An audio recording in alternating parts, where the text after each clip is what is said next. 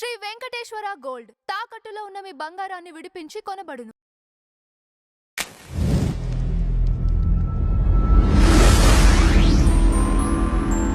నమస్తే శేఖర్ గారు. శేఖర్ గారు, వందే మాతరం రాసి 150 ఇయర్స్ అయిన సందర్భంగా మోడీ గారు కొన్ని వ్యాఖ్యలు చేశారు. ఏదైతే వందే మాతరంలో దుర్గామాతని ఉద్దేశించి, అలానే సరస్వతీ దేవిని ఉద్దేశించి కొన్ని చరణాలు ఉన్నాయి, అందువల్ల ఆ టైంలో నెహ్రూ గారు వాటిని తీసేశారు అని చెప్పేసి వ్యాఖ్యానించడం జరిగింది. ఈ వ్యాఖ్యల్లో నిజం ఎంత అసలు? అంటే అంత పెద్దవాళ్ళు అంత ఈజీగా మాట్లాడరు. ఇది ప్రపంచానికి అందరికీ తెలిసిన సత్యమే. ఎస్పెషలీ మన ఇండియన్ హిస్టారియన్స్కి బాగా తెలుసు. బట్ నేటి తరానికి తెలియాల్సిన అవసరం ఎంతైనా ఉంది. ఓకే, నిజంగా ఇటువంటి డిస్కషన్ రావడం అనేది నేను చాలా రోజుల నుంచి కోరుకుంటున్నాను. ఒక్క మాట, మన జాతీయ గీతం జనగణమన. జనగణమన.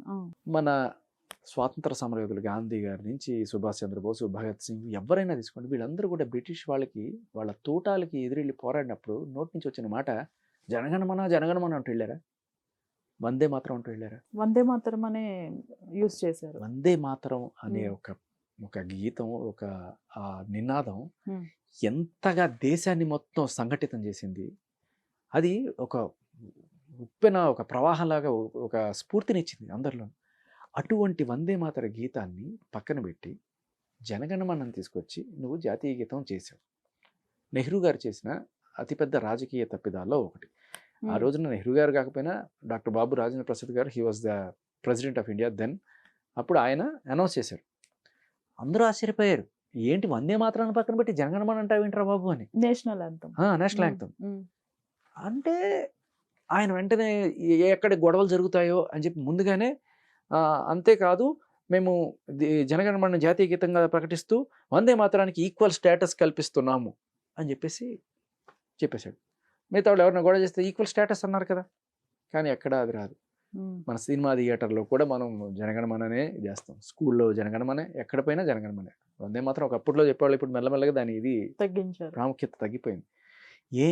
ఎందుకు అంటే, మీరు అడిగారు ఇందాక, సరస్వతీదేవి, దుర్గామాత, వీళ్ళకి సంబంధించిన రెఫరెన్సెస్ కొన్ని చరణాల్లో వందే మాతరంలో ఉన్నాయి. వందే మాతరం మొత్తం 5 చరణాల్లో ఉంటే ఆ 5 చరణాల్లో ఈ 2 చరణాలు ఇవి ఉన్నాయి కాబట్టి ఇది హిందూ దేవతలకి సంబంధించి, ఇది దేశం మొత్తం ఒప్పుకోదు. ఇక్కడ ముస్లిమ్స్, క్రిస్టియన్స్ కూడా ఉన్నారు కాబట్టి వాళ్ళు పాడేటప్పుడు మేము హిందూ దేవుళ్ళ పేర్లు ఎందుకు చెప్పాలి అని చెప్పి వాళ్ళు అబ్జెక్షన్ రైజ్ చేస్తారు, ఎందుకు వచ్చిన గోలా అని చెప్పి అవి తొలగించడం జరిగింది.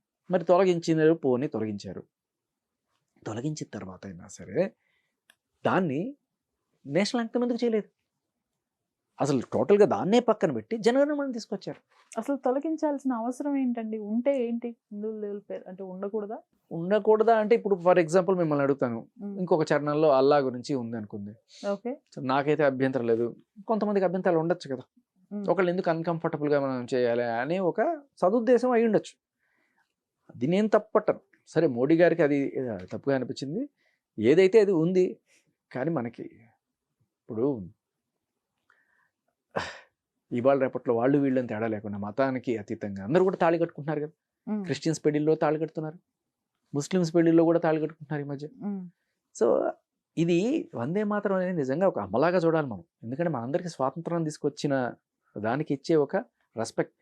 సరే, ఆ రెస్పెక్ట్లో మీకు ఇబ్బందికరం అనుకున్నవి తీసేసిన తర్వాత అయినా సరే దాన్ని జాతీయ గీతం ఎందుకు చెయ్యలేదు అనేది ఫస్ట్ ప్రశ్న అయితే, జనగణమన లాంటి గీతాన్ని జాతీయ గీతం ఎలా చేస్తావయ్యా అనేది ఇంకో ప్రశ్న. అంటే మీ అభ్యంతరం ఏంటి? జనగణమనని జాతీయ గీతం చేస్తే తప్పేంటంటే అందులో ఏ తప్పు ఉంది అసలు? అమ్మ, ఇప్పుడు జనగణమన గీతం ఎప్పుడు మొట్టమొదటిసారిగా పాడారో తెలుసు?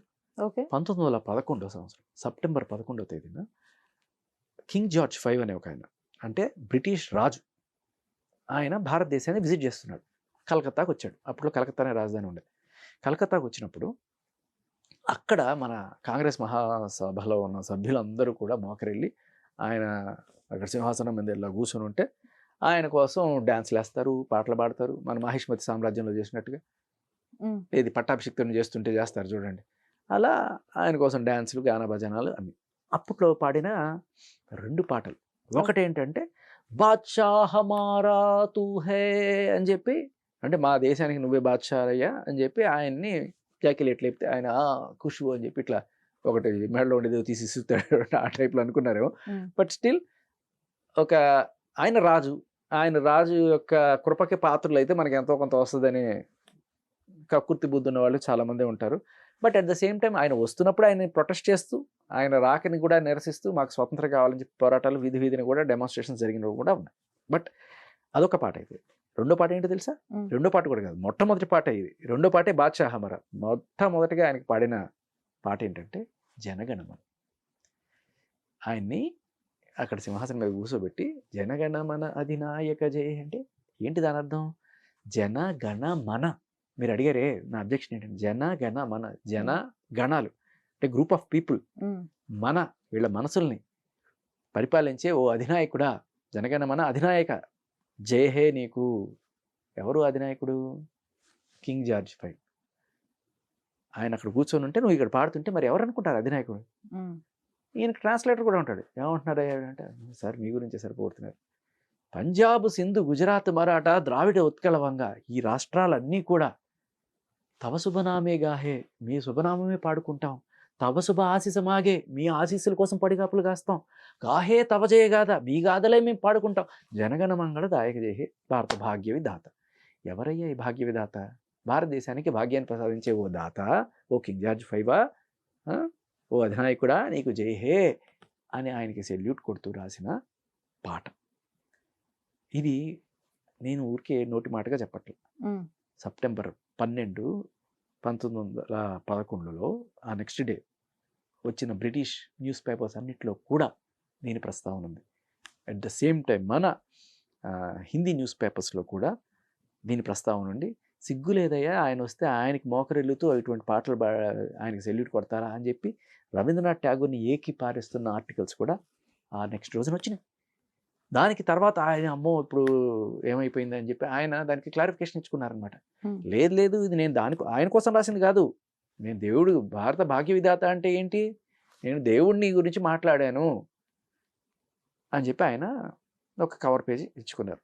సరే, ఇప్పటికే ఆయన చాలామంది బెంగాలీస్ ఎవరైతే రవీంద్రనాథ్ ఠాగూర్ని అభిమానించే వాళ్ళు మేబీ ఆయన సపోర్ట్ చేస్తూ లేదు ఆయన కోసమే రాశాడు, మీరే ఇట్లా ద్వంద్వార్థాలు తీసుకున్నారు. ఆ గీతాన్ని అక్కడ పాడితే తప్పే ఉంది, మన దేశ ప్రగతి కోసం దేశం కోసం పాడిన గీతం అనుకోవాలి తప్ప, ఆయన ముందైనా సరే మన దేశం కోసం మేము పాడామనుకోవాలి తప్ప ఆయన కోసం పాడారని మీరు ఎట్లా అనుకుంటారు? అంటే ఇక్కడ మీనింగ్ అనేది మనకి ఇటువంటి వాటికి తావునిస్తుంది. భారత భాగ్య విధాత, భారత భాగ్య విధాత అంటే దేవుడు అని రవీంద్రనాథ్ ఠాగూర్ చెప్పారు. నమ్మశక్యంగా ఉందా? సరే, కొంతమంది నమ్మచ్చు. రవీంద్రనాథ్ ఠాగూర్ ఐడియాలజీ మీరు ఇప్పటికీ ఉస్మానియా యూనివర్సిటీకి వెళ్ళి చూస్తే అక్కడ రాసుంటారు, ప్రతి చోట మనకి చెప్తారు, wear the world is not broken in to the pieces, narrow pieces అని చెప్పి. అంటే ఆయన విశ్వకవి అని ఆయనకి ఎందుకు పేరంటే, ఇలా ప్రపంచం కుంచితంగా మతము, కులము, దేశము అనే నారో వాల్స్ కట్టుకుని వీటి మధ్య బతకండి, దేవుడు అనేవాడు విశ్వవ్యాప్తంగా ఉంటాడు, దేవుడు అందరికీ దేవుడే, మనిషిలో దేవుడిని చూడండి అనేది ఆయన ideology, which is very good. Nobel శాంతి బహుమతి రావడానికి కూడా కారణం ఇదే. మరి అటువంటి ఆయన భారత భాగ్య విధాత అంటే భారతదేశానికి మాత్రం ఒక దేవుడు ఉంటాడా? అమెరికాకు ఒక దేవుడు, బ్రిటన్కి ఒక దేవుడు, ఇలా ఉంటాడా? కాదు కదా. భారత భాగ్య విధాత అంటే that attributes to king George V. ఆడెవడో బ్రిటిష్ వాడు పోవాలని చెప్పి నేను మా తాత ముత్తాతలు అందరూ కూడా కొట్లాడి తోటాలు తిని చచ్చిపోయి స్వతంత్రం తెచ్చుకున్న తర్వాత కూడా ఆడికి సెల్యూట్ కొట్టడానికి రాసిన పాటని ఈ రోజు కూడా నువ్వు జనగణమన అని చెప్పి పిల్లలతో సెల్యూట్ కొట్టిస్తున్నావు కదా.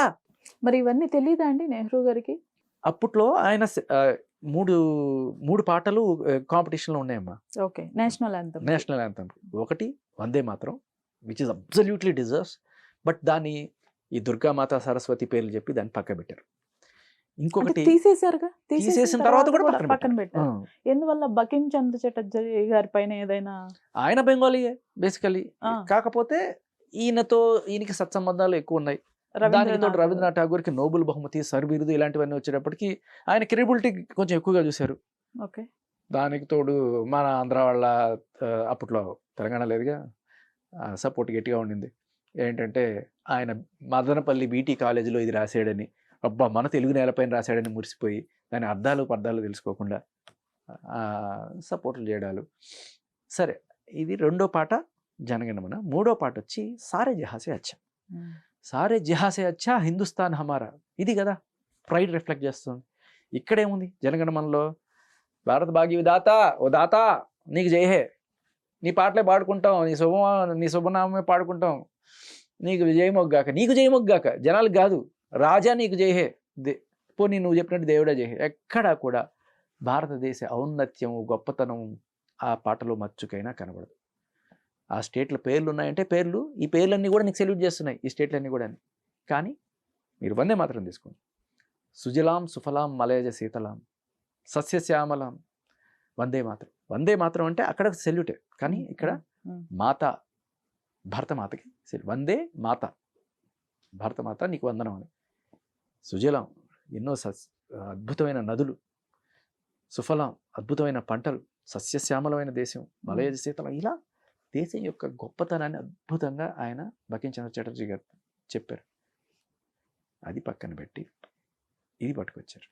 నాకు ఇది తెలియకుండా నేను కూడా అందరిలాగే అసలు జనగణమన వస్తే ఇట్లా రోమాలు నెక్క పొడుచుకొని రొమ్ము విరుచుకొని జై హింద్ అని కొట్టేవాడిని. బట్ ఇప్పటికీ కొడతా, because it has the status of national anthem ఆ ప్లేస్లో. కానీ ఎవడో బ్రిటిష్ వాడి కాళ్ళ ముందు నువ్వు అది పెట్టి దాన్ని తీసుకొచ్చి నా నెత్తిన పెడితే నాకు ఎలా ఉంటుంది? ఏ ఉద్దేశంతో చేశారండి ఇవన్నీ నెహ్రూ గారు? ఇక్కడ సారే జహాసే వచ్చాకైనా ఎందుకు అది కూడా గొప్ప ప్రైడ్ కదా, ప్రపంచంలో నా దేశమే గొప్ప దేశం, అది గర్వకారణం. మన చిన్నతనంలో ఈ 3 పాడేవాళ్ళం అసెంబ్లీలో. అవును. ఇప్పుడు ఏంటంటే ఈ రాసిన కవి మహమ్మద్ ఇక్బాల్ అనుకుంటా, ఆయన పార్టీషన్ అయిన తర్వాత పాకిస్తాన్ వెళ్ళిపోయాడు. అప్పటిదాకా ఉన్న దేశభక్తి ఆయనకి సడన్గా ఏమైందంటే ఈ మహమ్మద్ అలీ జిన్నా నింపిన విషం వల్ల వెళ్ళలేదు, మనం వీ బిలాంగ్ టు పాకిస్తాన్ అని చెప్పి చాలామంది ముస్లిమ్స్ ఆ రోజున ఎలా అయితే వెళ్ళిపోయారు, ఈయన కూడా అలా వెళ్ళిపోయిన తర్వాత ఆ గీతానికి అర్థం లేకుండా అయిపోయింది. అంత అద్భుతమైన గీతము ఆయన అటుపక్క వెళ్ళిపోయిన తర్వాత ఇది అనాథ అయిపోయింది, తండ్రి లేని పిల్లలాగా అయిపోయింది అనమాట. ఇప్పుడు దీన్ని చేస్తే ఒక పాకిస్తాన్ వాడు రాసిన గీతానికి నువ్వు చేస్తావా అనేది రీజనబుల్. అంటే ఇక్కడ పాయింట్ ఏంటంటే గీతం యొక్క భావం చూడకుండా గీతం రాసిన కవి యొక్క క్రెడిబిలిటీని ఇక్కడ ఎక్కువగా తీసుకోవడం జరిగింది. బంకించంద్ర చటర్జీ కన్నా మహమ్మద్ ఇక్బాల్ కన్నా, సరే మహమ్మద్ ఇక్బాల్ అంటే టోటల్ పాకిస్తాన్ అయిపోయాడు, ఈయనంటే ఇండియాలో అయినా కూడా ఈయనతో కంపీట్ చేసేంత పరిస్థితి లేదు, నోబెల్ బహుమతి ఈయనకుంది. సో ఈయన రాసిన దాన్ని మనం ప్రామాణికంగా ఒక్కటే కారణం అంటారా? లేదంటే నేను కొన్ని విన్నాను నెహ్రూ గారి గురించి, ఆయన హిందుత్వం పైన కానివ్వండి, లేకపోతే హిందూ దేశము హిందువులకి సంబంధించిన వాటికన్నా కూడా వేరే మతాలపైన ఇంట్రెస్ట్ ఎక్కువ ఉంటుంది. అట్లనే ఎందుకంటే ఈ వందే మాత్రంలో ఇప్పుడు మీరు చెప్పినట్లు ఇవి ఉన్నాయి, సారే జహాసే అచ్చాలో కూడా ఈ హిందూ అనే వర్డ్స్ ఉన్నాయి. ఇదేమన్నా రీజన్ అయి ఉంటుందంటారు? నెహ్రూ గారికి నా దృష్టిలో నెహ్రూ గారు చాలా తప్పులు చేశారు. అంటే చాలా చిన్నవాడిని, నువ్వెవడరా ఆయన గురించి చెప్పేంత స్టేచర్ నీకుందా అనొచ్చు కాక, కానీ మన కళ్ళ ముందు కనబడిన 70 సాల్ కా పత్తర్బాజీ అంటే 70 ఏళ్ల పాటు జరిగిన రావణ కాష్టం కాశ్మీరు, అక్కడికి వెళ్తే రాళ్లతో కొట్టి పోలీసుల్ని ఇంత చేసి మన దేశం కాదన్నట్టుగానే అక్కడ చిత్రీకరిస్తూ చేస్తుంటే దాన్ని ఇవాళ ఆర్టికల్ 317 రద్దు చేసి మోడీ గారు మళ్ళీ తిరిగి దాన్ని పునరుద్ధరించారు. ఆయన చేసిన మిస్టేక్స్ని ఈయన సరిదిద్దుతున్నారు. అట్ ద సేమ్ టైం ఇది కూడా వందే మాత్రాన్ని జనగణ ప్లేస్లో చూడాలనేది నా కోరిక. ఎవడో బ్రిటిష్ వాడి కాళ్ళ ముందు పెట్టిన సాంగ్కి నేనేంటయ్యా సెల్యూట్ కొట్టేది? ఇప్పుడు వందే మాత్రం అన్నప్పుడు బ్రిటిష్ వాడికి ఇలా ఉన్నాం మనం, సారీ జనగణమన అన్నప్పుడు ఆ బ్రిటిష్ కింగ్ జార్జ్ 5కి మనం ఇట్లా ఉన్నాం. వందే మాత్రం అన్నప్పుడు రారా అని చెప్పి బ్రిటిష్ వాడికి అగనెస్ట్గా పోరాడిన సాంగ్ వందే మాత్రం, బ్రిటిష్ వాడికి సెల్యూట్ కొట్టిన సాంగ్ జనగణమన. సో ఇప్పటికీ కూడా దీని మీద రకరకాల కాంట్రవర్సీలు జరుగుతుంటాయి. లేదు శేఖర్ భాష తప్పు చెప్తున్నాడు, ఇది రాజకీయం చేస్తున్నాడు. కాదు, భారత భాగ్య విధాత అనే దానికి అర్థం చెప్పండి సార్. రవీంద్రనాథ్ ఠాగూర్ భారత భాగ్య విధాత అంటే దేవుడు అంటే నేను నమ్మను. ఎందుకంటే రవీంద్రనాథ్ ఠాగూర్ ఒక విశ్వకవి, ఆయన ఒక దేశానికి ఒక దేవుడు ఉంటాడని నమ్మేంత కుంచిత స్వభావం అయితే ఆయనకి లేదు. వెళ్ళి చూడండి ఇప్పటికీ కూడా, wear the world is not broken into narrow pieces అని చెప్పి రాస్తాడు. సో అది పాయింట్. నెహ్రూ గారు ఇది ఒకటే కాకుండా కాశ్మీర్ డివిజనే కాకుండా ఇంకా చాలా చేశారు. And if not Sardar Vallabhbhai Patel, ఈ రోజున మనం ఉంటున్న ఇండియా ఈ మాత్రం కూడా ఉండేది కాదు. ఆయన నెహ్రూ గారు లండన్ పోయాడు ఒకసారి విదేశీ పర్యటన. అప్పుడు Sardar Vallabhbhai Patel he has become the prime minister ఆయన అప్పటిదాకా డిప్యూటీగా ఉండే, ఆయన చేతికి పగ్గాలు వచ్చినాయి. మ్. అప్పుడు కదా ఆయన మన హైదరాబాద్ని తీసుకొచ్చి భారతదేశంలో కలిపింది. అప్పటిదాకా మనం అందరం ఎవరం నిజం నిరంకుశ పరిపాలనలో బాధితులు. ఇక్కడ హైదరాబాద్లో ఆయన చేసే అరాచకాలు, రజాకారులు చేసే దాడులు, వీటన్నిటికీ కూడా బలైపోయిన జనాలు కదా వీళ్ళంతా. అక్కడ ఒక పక్క ఆంధ్రానేమో శుభ్రంగా ఇండియాలో కలిసిపోయి మొత్తం సంబరాలు చేసుకుంటుంటే, అరే ఎవడన్నా రాకపోతాడా, మమ్మల్ని రక్షించకపోతాడా, మమ్మల్ని ఎప్పుడే కలుపుతారని చెప్పి ఇక్కడ ఉండే ప్రతి ఒక్క మనిషి ఆరాటపడుతున్న టైంలో సర్దార్ వల్లభాయ్ పటేల్ మిలిటరీ మొత్తాన్ని తీసుకొచ్చి పోలో ఆపరేషన్ చేసి ఒక్కొక్కరు రజాకాలు తుక్కు రేగొట్టి నిజాం మెడలోంచి రేడియో స్టేషన్కి తీసుకొచ్చి ఆయనతో ప్రకటన చేయించాడు, అయ్యా నేను పాకిస్తాన్లో చేరట్లేదు, ఇండియాలోనే చేరుతున్నాను అని చెప్పి. లేకపోతే అప్పటిదాకా ఏంటి ఇండియా నడిబొడ్లో ఉన్న హైదరాబాద్ తీసుకెళ్ళి పాకిస్తాన్లో కలిపి అంటారు.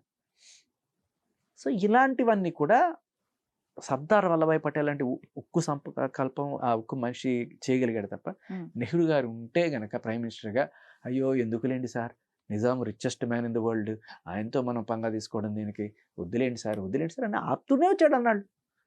ఇదొకటే కాదు, ఇంకా చాలా. ఇప్పుడు జూనాగఢ్ కావచ్చు, కాశ్మీర్ కావచ్చు, అవన్నీ కూడా.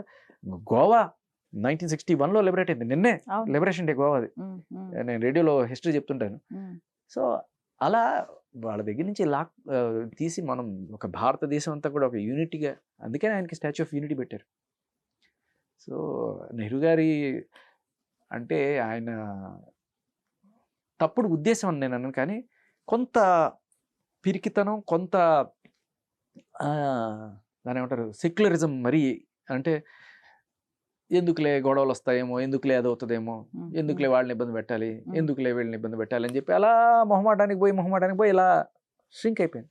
లేకపోతే 71 సరే అది ఇందిరాగాంధీ అనుకోండి, అంతకన్నా ముందు ఒకసారి యుద్ధంలో మన వాళ్ళు లాహోరు, కరాచీ అన్నీ కూడా ఆల్మోస్ట్ వెళ్ళిపోయిన స్టేజ్లో సీజ్ ఫైర్ అని చెప్పి యునైటెడ్ నేషన్స్కి వెళ్ళిపోయి అక్కడ ఆపించుకొని తర్వాత మళ్ళీ అందరం మనం సంపాదించుకున్నది కూడా వదిలేసి వెనక్కి రావాల్సిన పరిస్థితి. లేకపోతే అది వేరే ఉండేది. అంటే నెహ్రూ గారిని నేను ఇంటెన్షనల్గా చేశారని అయితే అనుకోను, కానీ ఆయనకి గట్టిగా నిలబడడం, అంత ఉక్కు సంకల్పం లేకపోవడం వల్ల వచ్చిన ప్రాబ్లమ్స్ ఇవన్నీ. సో లెట్స్ విష్ ఆ మిస్టేక్స్ ఏవైతే ఉన్నాయో, నేను తప్పులు అనను, మిస్టేక్స్ అనే అంటాను, వాటిని మోడీ గారు ఒక్కొక్కటి కరెక్ట్ చేసుకొస్తున్నారు. కాశ్మీర్ అయిపోయింది, ఇప్పుడు వందే మాత్రం కూడా రావాలని మనస్ఫూర్తిగా కోరుకుంటున్నాను. Right sir, thank you so much.